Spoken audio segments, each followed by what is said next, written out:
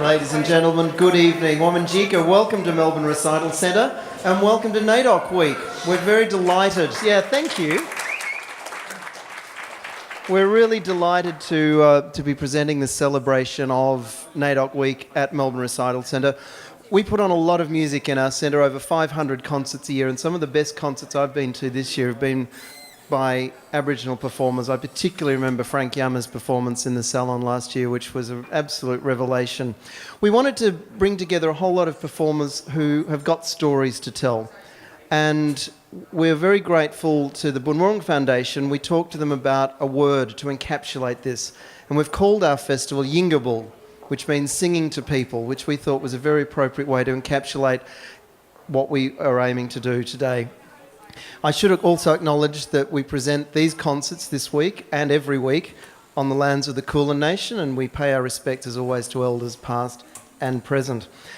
This week we've got a great array of artists performing here, and yesterday actually at Government House we really launched our little series with a concert by Short Black Opera as the very first performance in the new Governor's Performance Series for the new Governor, Linda Dessau, and it was a great thrill to see the Dungala Children's Choir from Shepparton performing in the drawing room at Government House with crackling wood fires and deep sofas. It was all very luxurious.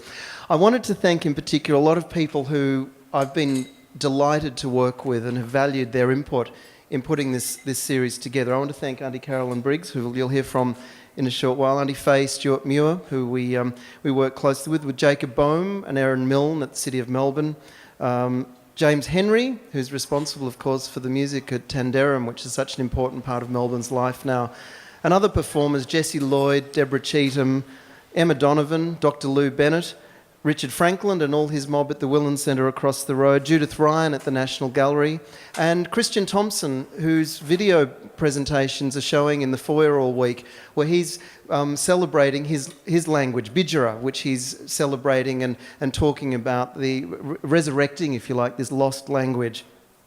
We're also thrilled, of course, to welcome all the performers. Richard Franklin, I've mentioned Jessie Lloyd and her Mission Songs project, and Short Black Opera, and all the people who are performing here this week as part of our series. We do also have a performance tonight from the Kuri Titis Youth Choir, and I'll introduce them in a minute. But first, it gives me great pleasure to give a welcome to country. Please welcome Aunty Carolyn Briggs.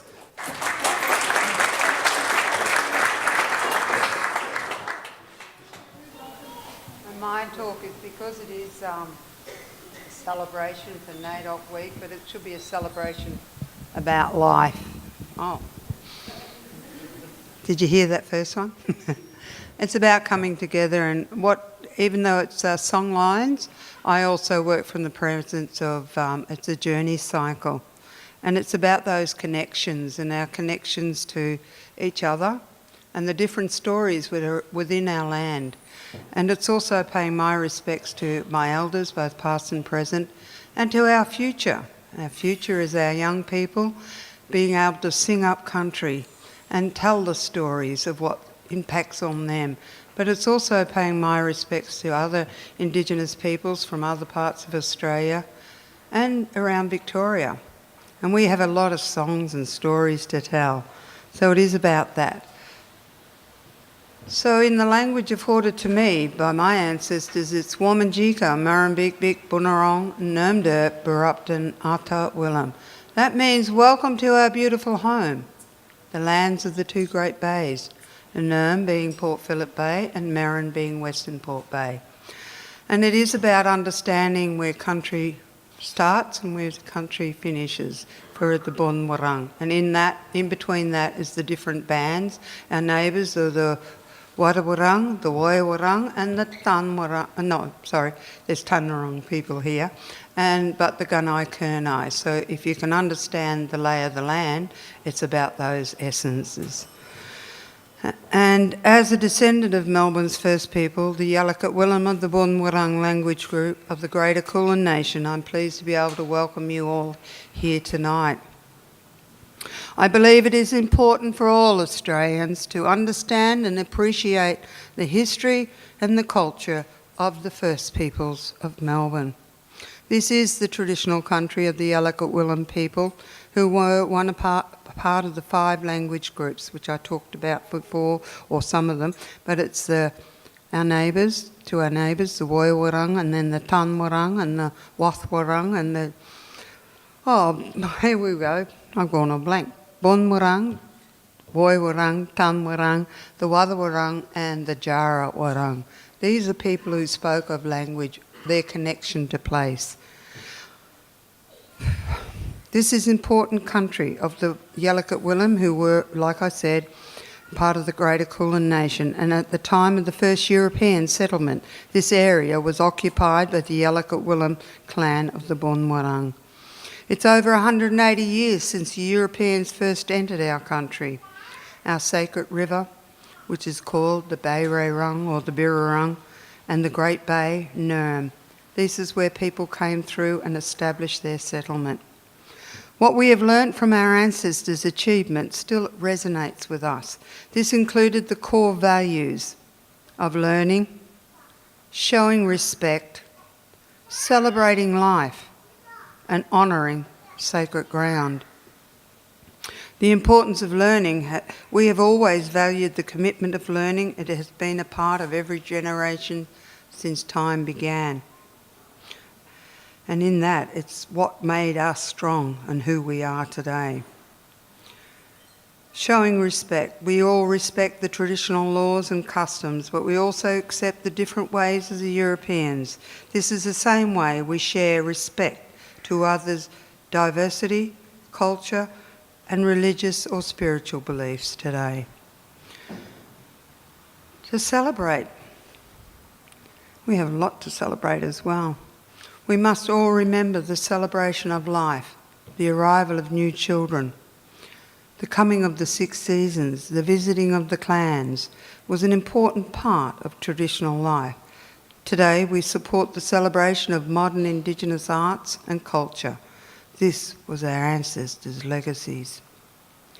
Respecting sacred ground. We should all acknowledge the sacred ground on which we stand. And today we are host to many people from many different nations and countries. And we call upon them to continue to respect the sacred ground and the history and the heritage of our country. This struggle to preserve our culture and traditions began with our ancestors in the 1830s. And one of the most important lessons we should take from this struggle was the way they forged an alliance that led to many of the achievements that sometimes we take for granted today. While we may have descended from different clans or language groups, our grandparents and our great-grandparents worked together to achieve these outcomes that we can celebrate today. These are the most important things we have learnt from the past. And today it is my hope that we can all take pride in our shared history and celebrate the strength of our great nations. And according to our traditions, our lands will always be protected by our Creator, Bunjil, who travels as an eagle, and Bawan, who protects our waterways, travels as a crow. Bunjil taught us to always welcome guests, but he required us to ask all visitors to make a number of promises. One, not to harm the lands or waters and not harm the children of Boon Wurrung and of Bunjil. And this commitment is made through an exchange of a small bow dipped in the water of the land. So once again, Womanjika, Marambik, Boon Wurrung, Nermder, Barupton, Ata Willem. And that's in the language of our ancestors, and I've written a book on all the languages and getting young people to connect with all those and the stories. They're a part of these stories and they will be our future. And they will interpret it in many different ways, through song, stories, dance, whatever way they want to tell that story, to feel that they have that sense of belongingness back in their homelands. Thank you. Womanjika.